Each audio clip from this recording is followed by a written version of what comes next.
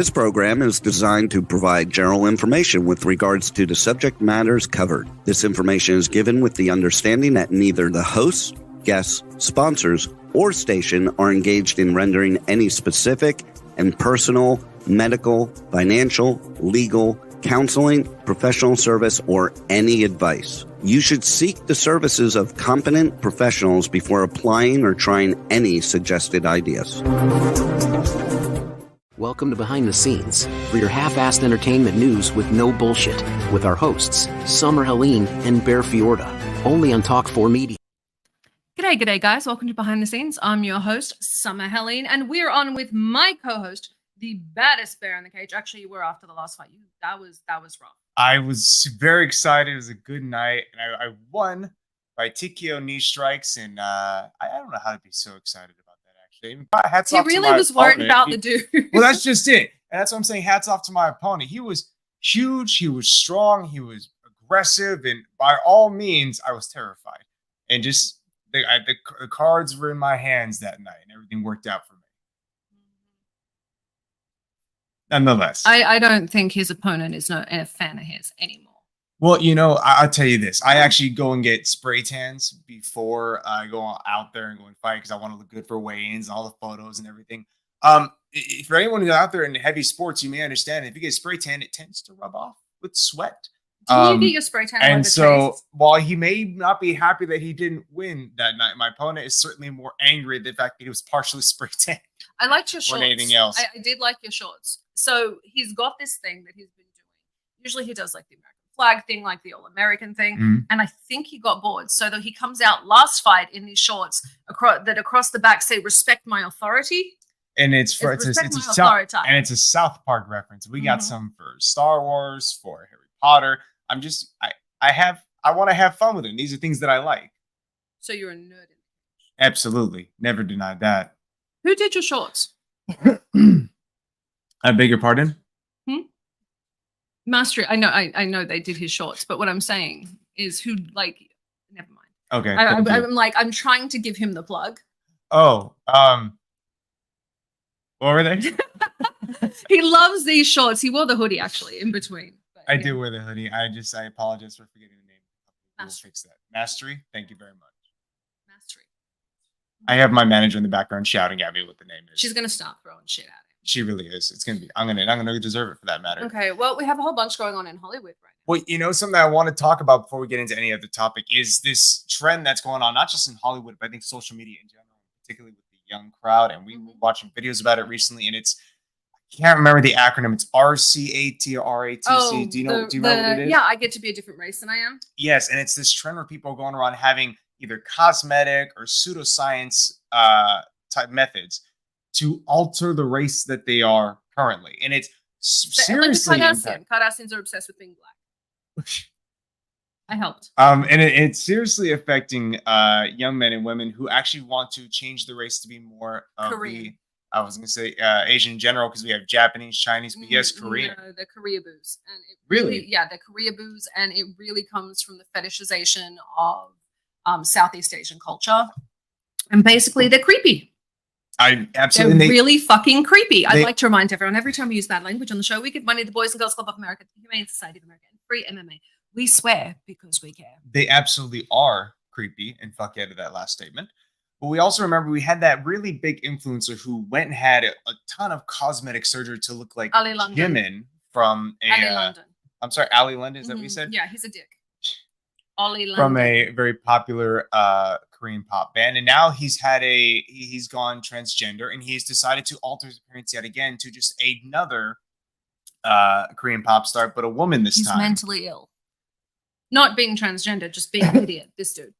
Well, I agree with that. And I think he's influenced people in a way that where they're not mentally ill, but they see it as there's something wrong with themselves, and this is the race that they want to be now. And so they're looking at different things like subliminal videos, you know, taping their eyes back in a certain shape. It's gone racist. A bit far. I'm sorry. It has. If I turn around and I'm like putting duct tape on my face to try and look like that's racist. That it 100% is racist for that matter. And you have people doing it for all kinds of races. It's very heavily for Korean and South Asia, but we also see it for Southeast Asia, apologies. We also see it for Latin America. We see it for European. We see it for anything that's a race that they are not. they're looking for something. Is they're it a way trying to fit to in? be Kardashians. I'm telling you. Well, they have done a lot of cosmetic surgery for that matter. Hear me out. It's the whole transracial thing. Mm-hmm. You have different races get popular at different points in time. Like in the early 2000s, there was no like hot chick in any 2000s movie that had an ass. Ah, okay. Okay. Then the whole like BBL thing got popular. The Kardashians got big. That whole thing. Now everyone's trying to look Asian. It's a thing. So I wonder if this is just going to continue. It's the where fetishization we have different... of certain races. Right. And we've done it throughout history. Okay, so this is something that we're gonna see this ongoing. We just kind of are now maybe starting to pay better attention to it as social media has gotten so big. Well, all Western beauty standards are basically based on meh. On what? Meh. I don't understand. Meh. Okay, based on meh. White chicks. Oh, let me say it. It's okay. We're already on the topic. I wasn't afraid to say it. I just thought this was clear. No, I get hit in the head a lot. I need help sometimes. And this, like, you're green-eyed, reddy, browny, heady fellow.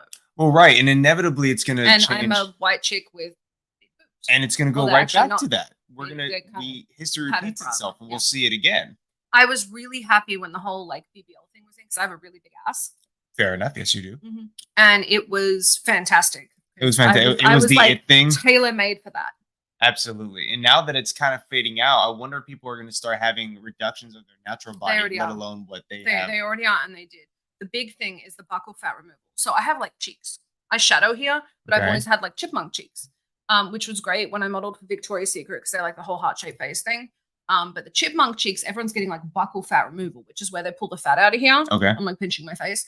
And they'll pull the fat out of here to give you the Bella Hadid look. Like they want very hard. Yeah, they want to lines. look like Bella Hadid, not like Selena Gomez. Okay. And so the problem is it like prematurely ages you.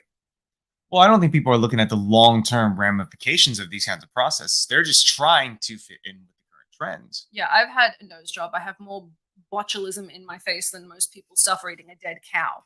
I mean, let's be honest. I'm completely natural from the top of my bleached hair to the tip of my painted toenails. Absolutely. But I don't augment my facial features. It's trying to keep them the same. Right. What a lot of people are doing are like pulling this in, they're doing that, and then they're trying to get like the lips and the whole thing. And even if you have it pulled out later, you can't undo it. I think what another issue here is that it's being fostered as a community thing. People go on Discord and they go on chat forums. They stay in this echo chamber where all they hear is the positive feedback of the people who already agree with them. So they just keep getting if you have an issue with like cosmetic surgery, I can help. The downside of getting filler and Botox is they have to put needles in your face. Yeah, it's not exactly a fun thing, but people, I wouldn't want it. I would never want someone to stick something in my face like that. They have to put needles in your face. Like I'm swollen right now because I just got it done. I just got like Botox under my eyes and my eyebrows. I do the lifty one where they do it under here, and then my forehead like has no movement.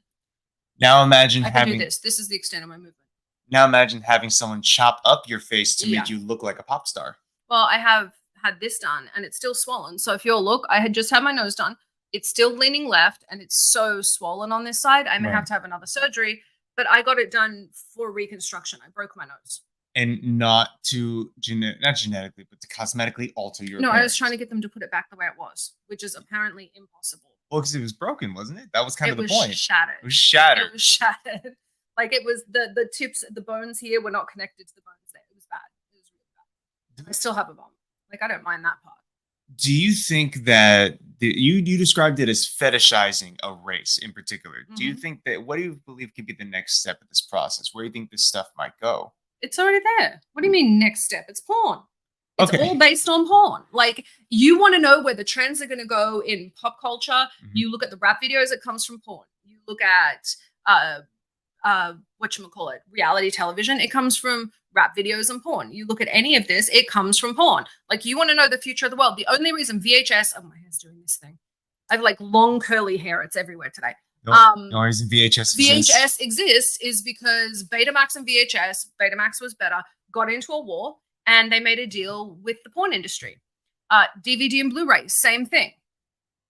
Whoever gets the porn industry wins. Well, yeah, Blu-ray is better than DVD. That's the thing. But that's yeah, people are going to watch porn before you could stream it to like your phone. So I wonder if they already have types of pornography where people have altered their appearance and now they've. Oh my God! Yeah, there's chicks. Races? No, there's trans races. There's trans ages. There's this chick who's really popular on TikTok. Okay. There's a full-on child filter on her face. Oh, but she's and has like. So she's trying to promote the whole young face, mature body aspect. Like the whole, Marilyn Monroe, but to an extreme. Yeah, well, Marilyn Monroe still looked like an adult. There wasn't you would look at her and accidentally mistake. Face. Okay. With an adult's body. It's a whole Lolita thing. It's gross. It's funny, Lolita. That's just another term for pedophilia at the end of the day. What do you mean another term? Do they directly correlate it? Absolutely it is. Oh, okay. I didn't know that. I didn't know they were calling a duck yet. I thought they're still in denial. No, but the pedophilic community is trying to join the LGBTQ plus community. The LGBTQ plus community is like, fuck off. Yeah. Let's be They're like, fuck off. Do you know how hard we've worked to not be associated with you? Like, yeah, absolutely. And I think it's interesting when you look at it, how the community reacts to these people who want to change their races. Because if you go in there as someone who has to question their ideas, their beliefs, you go in there and you ask some opinions of it, you're shut out. These people don't want to be questioned or talked to about what's going on. Of course not, they're children. And I think the influencers and the people who are in the spotlight, who are in media, who either have done something like this, promoted this is a good thing, or a carefree, be who you want, be what you want, are partially to blame for that. And not in the sense of like, go out and seek the career you want, change it. Bullshit. No, come on. Bullshit. If people are out there saying it's okay to do it. When is the last time you heard a teenager go, gee, adult, you're right. My idea was dumb. That creepy. Teenagers are essentially, slow. That would have been the Howard London character and all his fans. He's a moron. And I think he's running for political office, which seems to be a thing now. Okay. That'd be interesting if he wins. I'm friends in the UK. No. Don't vote him in. Bad. But it's teenagers. They're stupid. Do you know how stupid I was as a teenager? I think I got invited backstage at a ton of rock concerts, and I was always pissed my dad wouldn't let me go. Thank you, Daddy. Keeping you safe. Yes, but as a teenager, nobody's explaining to me like, no jail bait. You're not going back there. Do you think Hollywood, actually, this may be the only reason? Do you think Hollywood is to blame for this trend of people trying to change their races? No, I think social media is. Social media. Then you have the pandemic, which has exacerbated people being alone and miserable. And now we're here. So because people feel alone, they want to change who they are? Yes. Is it a method? I want to understand. Plus, you have a bunch of people that take advantage of them. Like, okay, so our guest today, JesseOnFire, we're going to have him on in about 2 minutes. I'm excited. I like Jesse. Yes. You have people like when Jesse blew up, he was talking about fuckstick that went after Sanchez. Right. Joshua Fabia, crazed, almost cult leader, got a couple of fighters to follow him. That's what gave him drugs in the woods. That's what I said. Fuckstick. Yeah. So you have people like him that convince you doing things that are self-destructive is a bad idea. Right. And okay, so that's kind of what we're looking at. And these people may be turning a profit or getting some kind of benefit out of doing this to their fans. Well, I spend how much money on Botox, and I know people reach out to me and go, who does it? And I know they go into who does my stuff. That makes sense. They're going to follow and listen to you at that point because you have what they want. And in that same regard, I constantly get the who did your boobs. Yeah. I'm like, I have a push-up bra. I have boobs. That's the disappointing Who does part. my boobs? Victoria's Secret. Victoria's Secret. Yeah. Absolutely. I think it's just fun to think about. Not fun, but it's very interesting to look at the aspect of how people react to the stars that they want to look like. They even go as far as to ask them, hey, can I make a face claim? Which is where they say, hey, can I adopt the concept of turning my face into yours through cosmetic surgery? Dibs on Margot Robbie. Dibs. I'm just saying. I don't know. They are saying she's a 7. On the internet now, they're saying Margot Robbie's a 7, which I think means guys need to get off porn, get off Instagram, and get to reality if you're calling Margot Robbie a 7. I do want to introduce our guest right now. Yeah, let's get into that. Let's get Jesse on before we go any further down the rabbit hole and I say something that doesn't just border on insensitive and terrible, but fully moves into that category. Very well. So I'd like to introduce To those of you that don't know, Jesse, this is Jesse from JesseOnFire. Yo. Welcome. I was just texting someone. I was like, people seriously are calling Margot Robbie a 7. Is that an actual thing that's happening? It's a thing. It's all over the internet. It's on Reddit specifically. And they're essentially saying that Margot Robbie's just average. They're called. I saw Candace Owens talking about that, and she was like, I just think she's kind of mid. I was like, dude, go watch Wolf of Wall Street. That's what they're saying. Yep. Go watch Wolf of Wall Street. They literally cast her. They were looking for the sexiest blonde girl on earth. Like that's the casting. That's the casting sheet. It's like, we need the hottest blonde girl on planet Earth. They're all right. Yep. Her. Yep. There's no one who watched that movie. It was like, yeah, there's no one who watched that movie. It was like, I don't know, dude. The chick playing the Duchess just didn't seem really like hot enough. There literally no one said that. I'm telling you, it's these young guys that are on Reddit, and apparently Candace Owens need to get off porn, get off Instagram, and just like go for a walk. Look at the actual people around. Yeah, they're tripping, dude. Absolutely are. I have a side question specifically for you, Jesse, and it's because I want to make sure I haven't been screwing this up for some time. I noticed that when I got your information this time, it said at real JesseOnFire, and I want to know, has it always been that, or is it for what, my Instagram, like Instagram and Twitter? Yeah, I think like I can't remember which one. Like one of them, JesseOnFire was taking it, so I made it real JesseOnFire, and then I just made all the other ones match. I just wanted to make sure that it wasn't like someone hacked your account and stole your original platform or anything like that. No, it was just one of them. You know, and the guy who had it was I don't know, not on fire, not on fire, it's not on fire, but he had it. Who knows? Like maybe he got it because like someone lit him on fire when he was a kid, and it was like, and then it stuck. It's like, different kind of fire. I've been trying to get Summer Helene. Someone took my Summer Helene on Instagram, and we've been trying to get it back for like 4 years at this point. Then I found the lady that took it, like didn't do it intentionally. She ended up with it, bought it back off of her, and now it's fried. I still can't activate it. Did you try lighting it on fire? I'm going to do that next. I'm going to light. That usually works.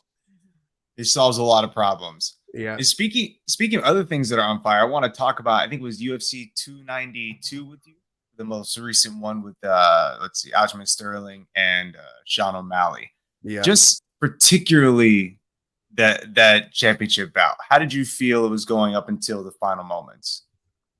I thought O'Malley looked amazing. I think that Aljamain had such a strong amount of success versus Peter Yan on the feet, and against, I mean, TJ, that fight, whatever, but then against Cejudo also, where I just don't think he respected how different and good a striker Sean O'Malley is, especially because, Peter Yan is what, 5'5" or something. I mean, like that dude, I was in the front row at 273 when he fought Aljamain the second time.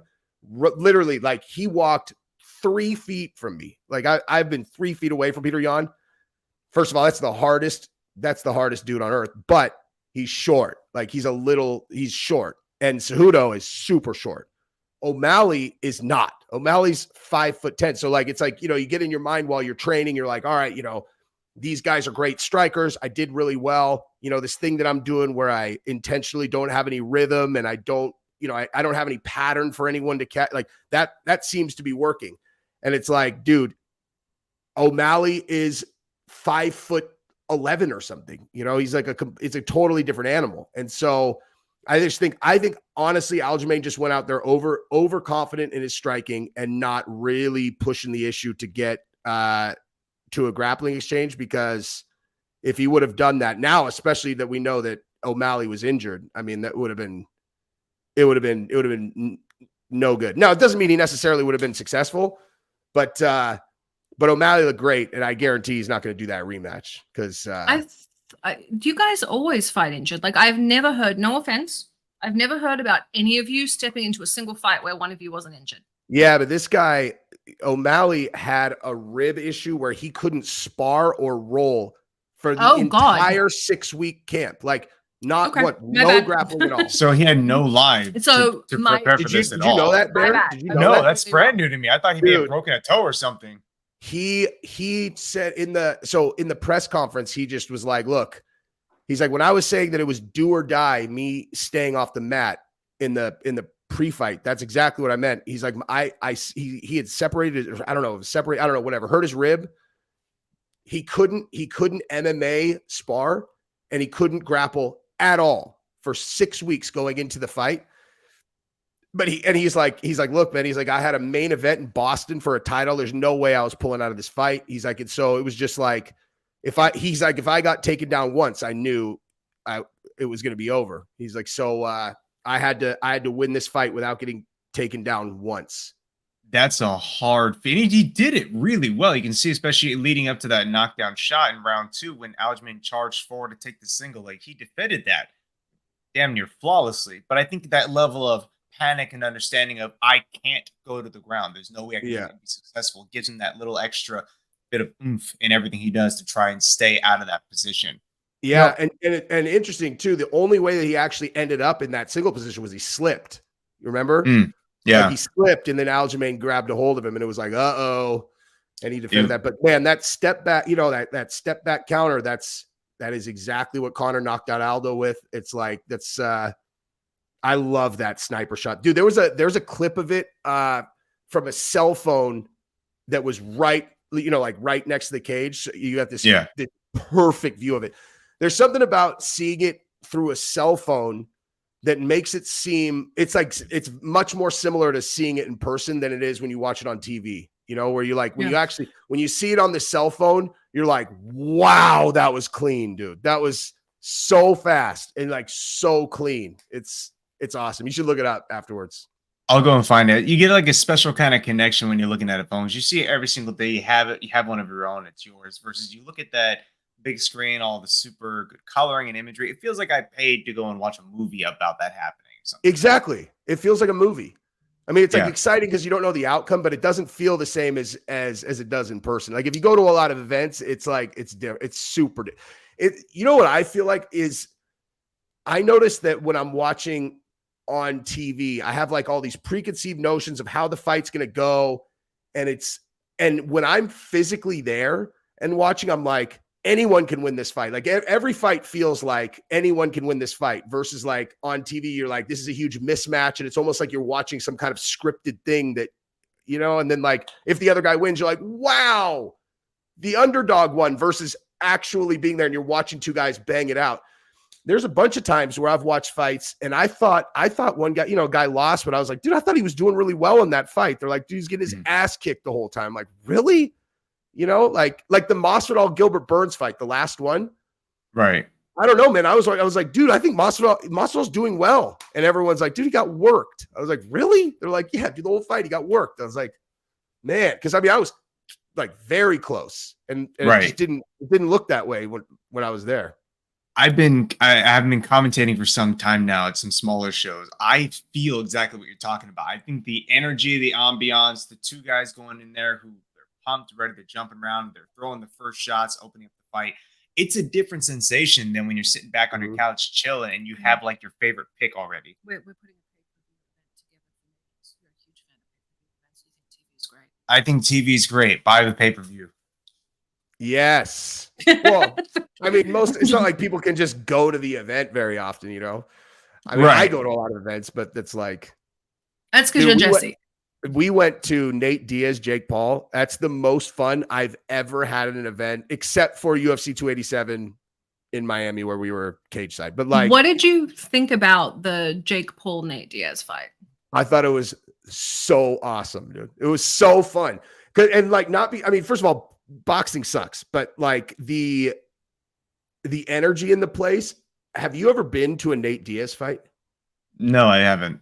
So I had neither, right? I had neither. And actually so we hung out with Chael in the pool all day in the afternoon, the day, at Fighter Hotel before we went.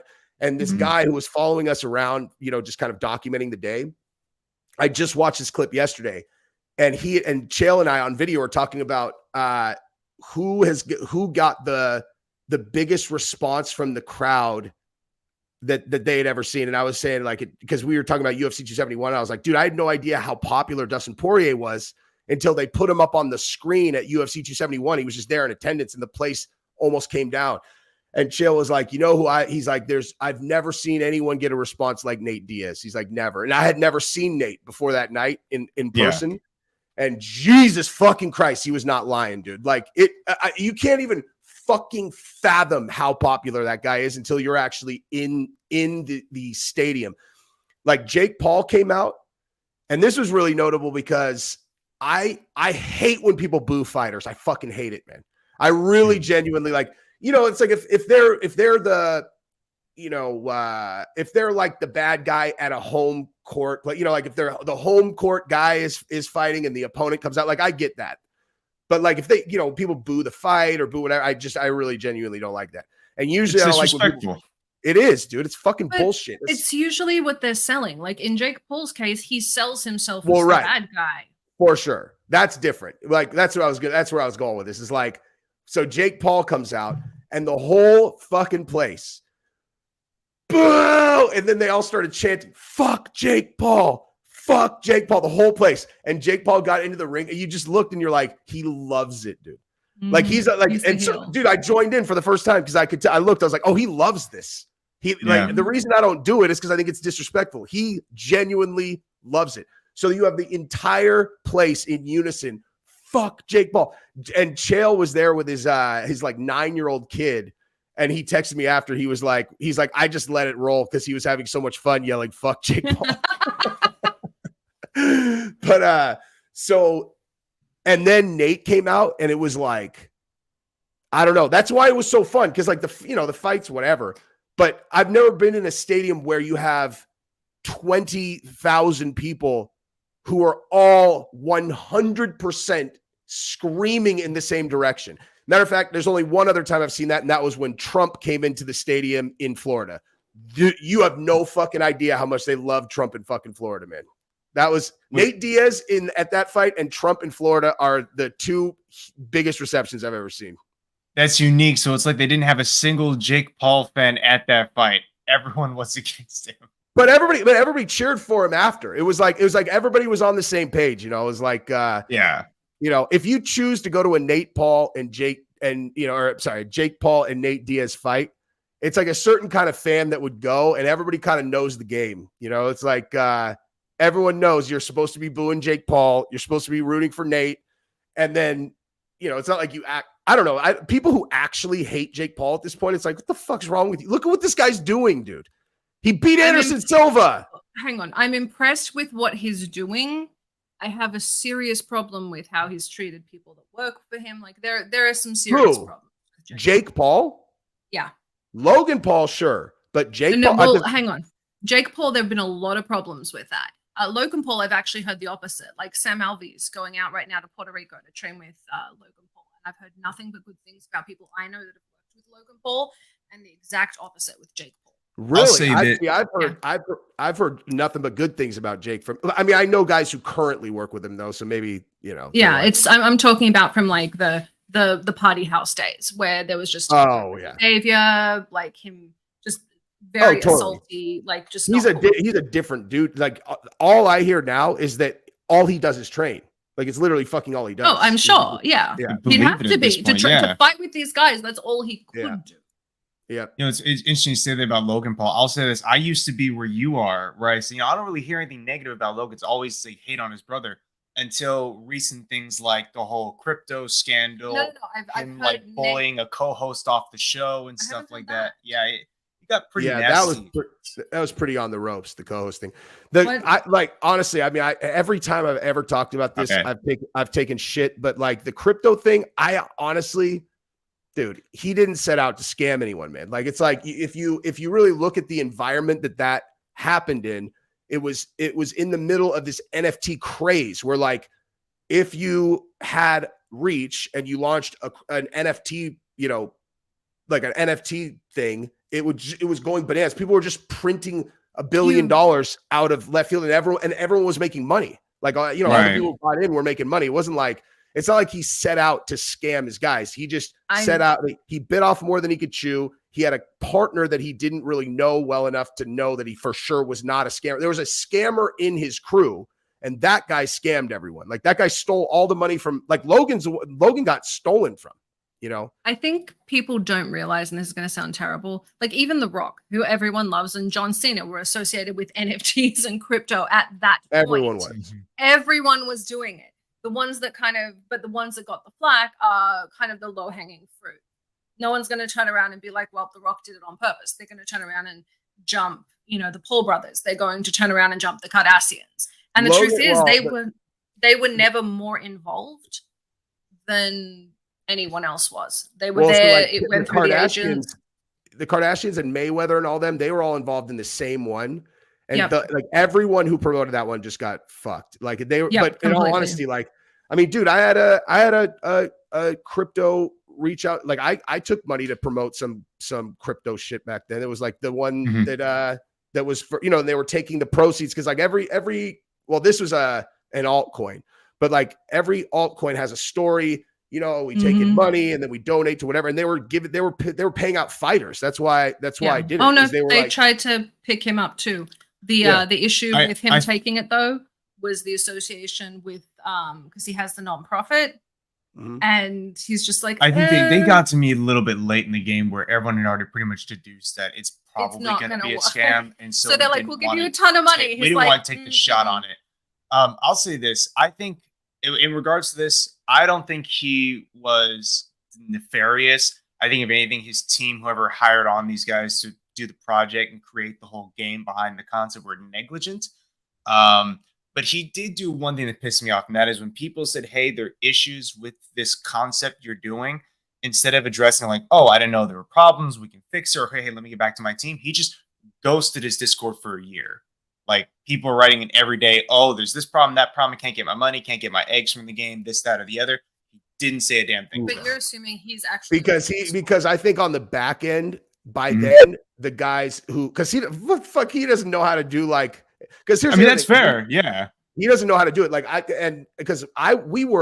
so I'm partnered with a bunch of Navy SEALs and we were going to do an NFT project. We were fucking this close to launching it when everything crashed. And dude, I got stuck for fucking a shitload of money, but like, I'm so fucking glad we didn't launch. Cause what would have happened is we would have launched, we would have made a couple $1 million.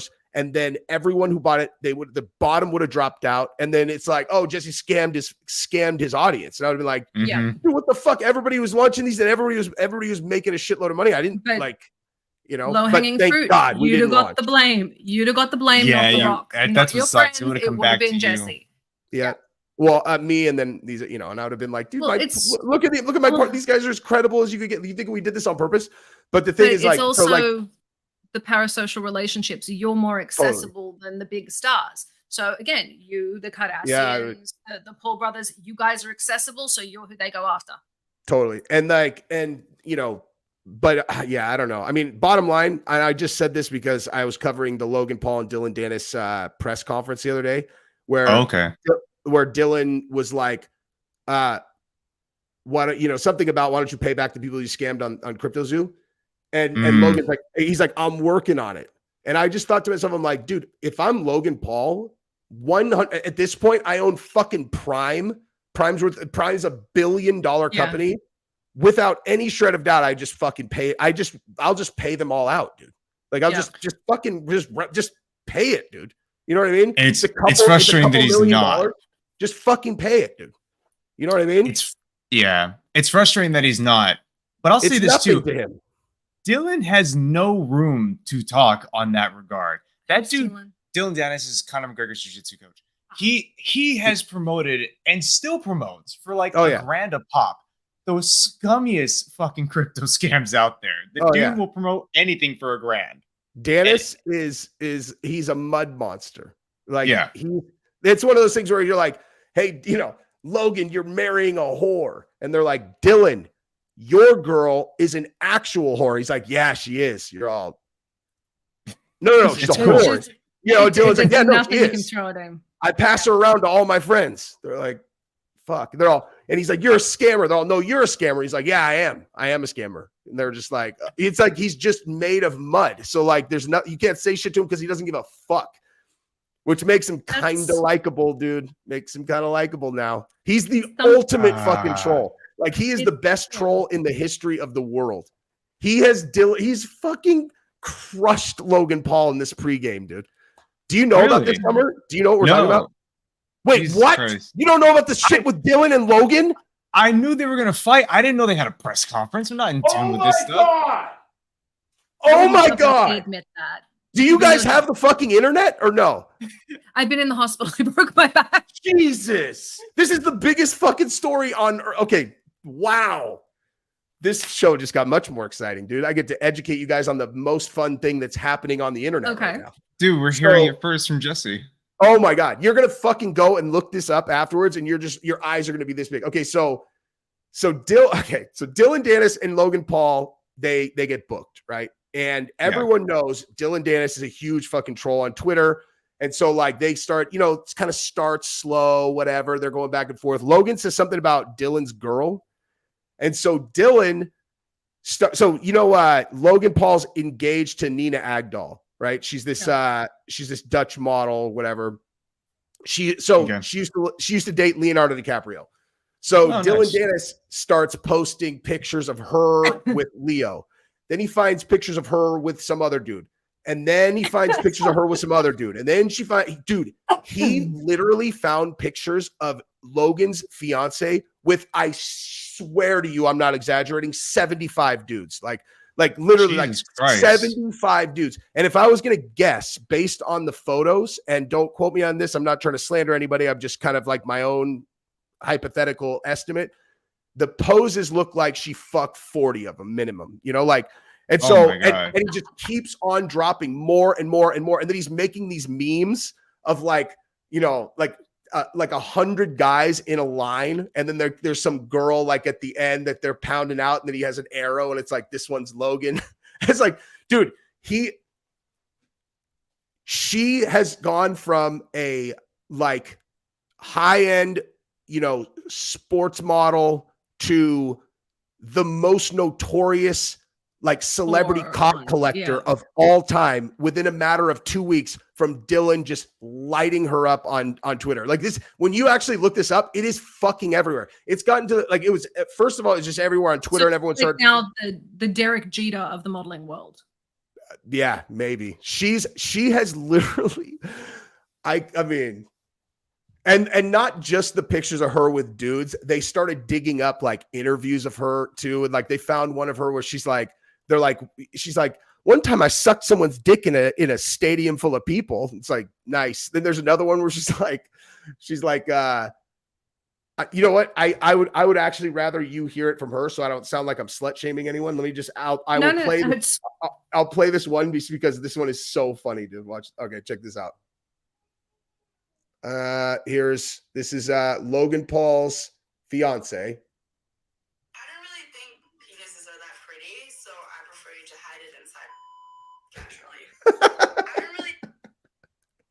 I don't really think penises are that pretty, so I prefer that you hide it inside of me casually.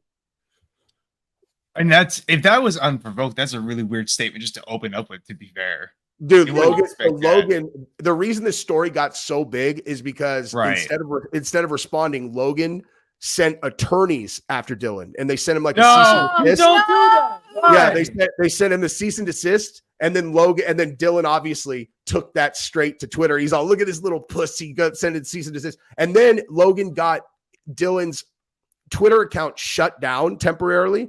And then Dylan's like, every picture that I've posted is out publicly. Where do you think I got these from? And then they reinstated his Twitter, and he just started going 10 out of 10 again. That's crazy that Logan Paul's people, Twitter, they got his account media strategist. It's easy to flip. Like, spin's not hard, guys. But for God's sake, a cease and desist. When you guys look at Dylan Dennis's Twitter after this, I promise you there will be a moment where you're like, this is absolutely never ending. Like it's just, I don't understand how, because once it kind of snowballed, because it's Logan Paul and people hate him so much, like anyone who had dirt on her, anyone who had a picture of her, everyone just started sending shit to Dylan. So he just has this absolutely endless amount of shit. Like now the real bet is like, is there any chance that Logan Paul actually marries her now? Like, I don't think there is, dude. I think like he's too conscious of his profile. Yeah, but he'd also have to be admitting it if he didn't marry her or if he broke up with her over it. And I don't know. I totally agree with that. That's so what I was talking about with her for an extended period. I was talking about that actually. Well, I was talking about that with another person who has a big public profile who probably wouldn't want me to quote him, but he was like, dude, he just needs to wait. He just needs to wait a while and then clip her once this quiets down. He can't clip her before the fight, dude, because then he's dead right. Yeah. He's dead right. Oh my God. Like, that's how you do it. No, don't get me wrong. I'm not going to slut shame. I'm friends with him. He's a hoe. It's just, there's a point where she needs to step up. And I'm going to say this to her if anyone wants to send this to her. It's not a hard spin, dude. It's really not. You dated Leonardo DiCaprio. You've dated some of the most eligible men in the world. Like, it's not a hard spin. Roll with it. Doesn't have to be bad. Lean into the skid. Lead into the skid. Not bad. I said Logan, like not saying anything about it is a huge miss. Like, he just needs to come out and be like, hey, dude, do you have any fucking idea what I was doing while she was doing that? Like, we're turning in our hoe cards. Why do you think we connected so well? She's a dick collector. I was a vagina collector, and we love each other, and that's it now. Like, it's all he would have to do is just be like, I don't care. You think that this bothers me? I don't give a fuck about this. Or you say it makes her good in bed, or you lean into like. Oh, I don't doubt that. Like, but that's the point. Like, there's a million ways to lean into this. Yeah. Don't get a fucking attorney. Yeah, exactly. I feel it's the worst thing you could do. The worst possible thing. That's like, it's the same thing as when you respond emotionally to any type of criticism or troll. Exactly. It's always going to blow up. Like, it's always going to go terribly for you. That's exactly it, dude. That's what I was saying about, like, because when they did the press conference, like the live press conference, Logan did phenomenal in it. Like, people are all like, oh, Dylan won the press conference just because they love hating on Logan. You know, like, they're just like, Dylan owned it. In reality, any person who's objective and they watch that press conference knowing what was going on going into it, because all of this had happened going into the press conference. That's why everyone on fucking earth watched it, because they were like, oh my God, dude, Logan's going to probably kill him in person. And so, you know, going in that, like, Dylan has this, you know, fucking nuclear hand grenade that he can just throw at Logan anytime. And it's like, being a good Twitter troll does not necessarily translate into publicly speaking well. And Logan is a WWE wrestler. He's phenomenal on the microphone. He's phenomenal in person. And he just steamrolled Dylan. And so Dylan would say lines that, like, you know, if he had any skill, if it was me, if I was in Dylan's spot, you know, like, it's like, okay, so he just said, so like Logan Paul hired the bouncer that strangled Dylan Dennis. Do you remember that? Like, when Dylan, I do remember that. Yeah. So he got a big picture of it, and he was like, look at this guy's a real fighter. Hey, he's always jujitsu so good. Here's him getting strangled by a bouncer. Obviously, no one talks about the fact he had just had reconstructive knee surgery, and he was in a long leg boot. Like, he obviously can't do anything except, and so he's like, I screened him. You know, he's like, I hired him to be my personal security for this trip, just so that if Dylan gets out of line, we can just have the bouncer strangle him again. And Dylan goes, he said something about, I don't know, something about whether Nina, you know, 75 guys, Nina Agdal. I'm like, Jesus. I'm like, the fucking correct play there was you wait until the applause quiets down and you go, hey, did you screen him to make sure that he hasn't fucked your fiance before you brought him on the road with you guys? And that would have landed. Man. Like, that would have landed. But Dylan made some Nina comment right there immediately, because that was at the very beginning. I was like, oh, he's outmatched in the presser. Yeah, I'd love to see if he turned around and he turned around to him and was like, hey, you know, at least my chick can fuck. Yours is nasty. The reason yours hasn't been anywhere is no one wants to touch her. Like, it's there are a lot of different ways to do it. I think it's just you hit the nail on the head. He's a personality on the internet, but in person, he's kind of like, he almost feels like any other fighter, where they have those very one-dimensional responses. Like, how do you feel about your opponent in the cage? I'm so much better than him. I'm gonna kill him. There's no class. There's no humor. There's nothing that makes him different. And so he wasn't ready. No, and he wasn't ready to go to battle with someone who, you know, for better or worse, has a lot of it. Logan's as good as it gets in person. Like he's a showman, man. Like that's being a good showman doesn't make you a good dude necessarily. No. I mean, I have heard like Shab is friends with Logan Paul, and he's like, dude, he's awesome. He's like actually like a really good dude. He's got so much shit going on, but like, have you been paying attention to the beef between him and Jake? Like this thing. No. It's been building like steadily. Well, they had him on a podcast and everything. It was, they're looking for the fight. I don't know. That's what I feel. It's no. You may be right. Of course, I'm right. I just feel like it's. I personally feel like it's a little more personal. Everyone's personal. And it's being sold as personal. If you don't think it's personal, no one's going to buy it. Like again, go to the Logan Paul thing.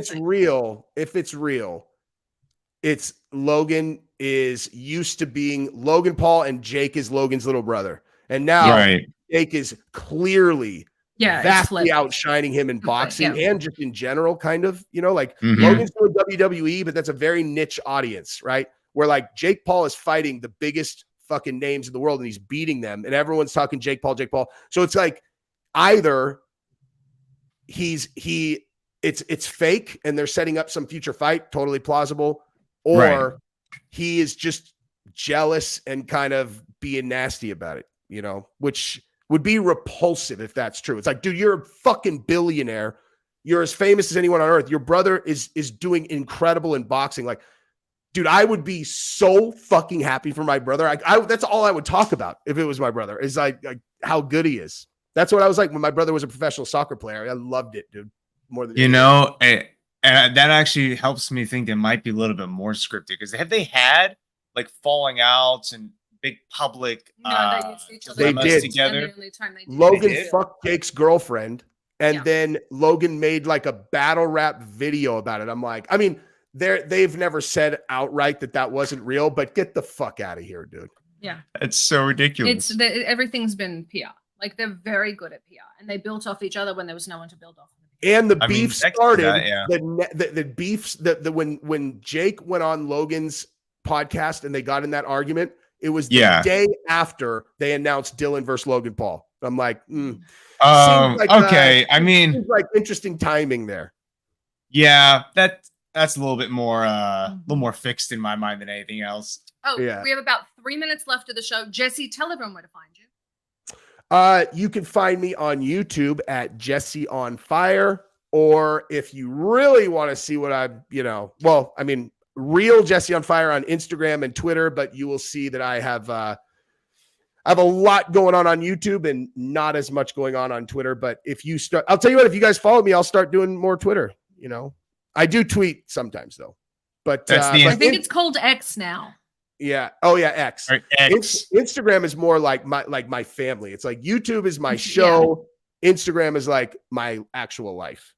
Is X like your redheaded stepchild? You kind of pay him attention when you absolutely have to. X is like the slow cousin that everyone. I got shadow banned on X, and I don't think that it ever came off. Like I got shadow banned before I was JesseOnFire, just when I was myself, and I'm pretty sure they had my like what do you call it? IP.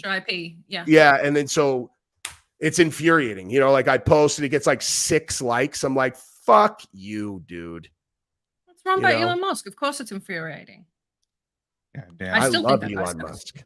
My God. For his Once he changed the branding to X, I was just like, yeah, I don't know what that's about. You trade this with PayPal. You tried this with multiple companies you bought. Nobody wants to call their company X, and you keep trying to do it. And now you've taken this company that was worth $40 billion. I don't understand the X. You shit the bed. Like, be smarter. I don't understand the X thing. I do know he's trying to take that platform to video sharing also, though, which is smart. Yeah, I mean, expand it for sure. Well, you can always share videos on it. Yeah, but I mean, like he wants to turn it into a monetized version, like because that's why YouTube is the place, because you monetize, you just all you have to do is post. You don't have to worry about getting sponsors, like Google provides them for you. TikTok is shit for monetization. 100%. You have a big following on TikTok. I do, but I have great people on TikTok, great individuals. You love TikTok. All right, fine. I won't. Dude, I heard. So I heard the new monetization thing on TikTok though is if you post videos that are over 1 minute, there's some kind of ridiculous CPM on those. Is that not true?